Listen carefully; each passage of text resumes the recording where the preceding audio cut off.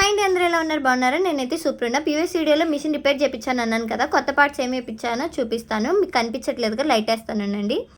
మీకు ఇక్కడ నేను పాదం చూపిస్తున్నాను కదా, ఆ పాదం పైకి బాగానే ఉంది, కానీ నా పాత మిషన్ది కిందంతా బాగా అరిగిపోయిందనమాట. అందుకని ఆ పాదం చేంజ్ చేయించాను. కింద పళ్ళు ఉన్నాయి కదా, ఆ పళ్ళు కూడా అరిగిపోయినాయి. అంటే ఇది బాగున్నప్పుడే మనం మంచిగా ఫుడ్ తినగలిగి ఎనర్జీగా ఉండగలుగుతాం. అలాగే ఈ మిషన్కి సంబంధించిన పళ్ళు కూడా మంచిగా ఉంటాయి, అంటే అరిగిపోకుండా బాగా ఉన్నాయంటే క్లాత్ అనేది సాఫీగా వెళ్తుంది, కుట్టు అనేది మంచిగా పడుతుంది అనమాట.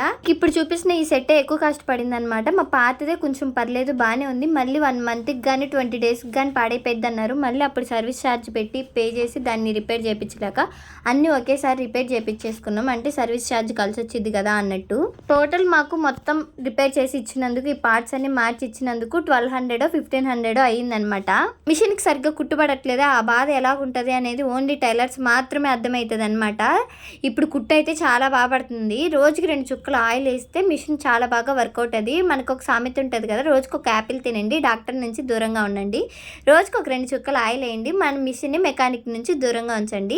కుట్టు అయితే మాత్రం ఎక్సలెంట్గా బాగా పడుతుంది. ఈ వీడియో యూస్ఫుల్ అనిపిస్తే ఒక చిన్న కామెంట్ చేయండి. Thanks for watching. By to all.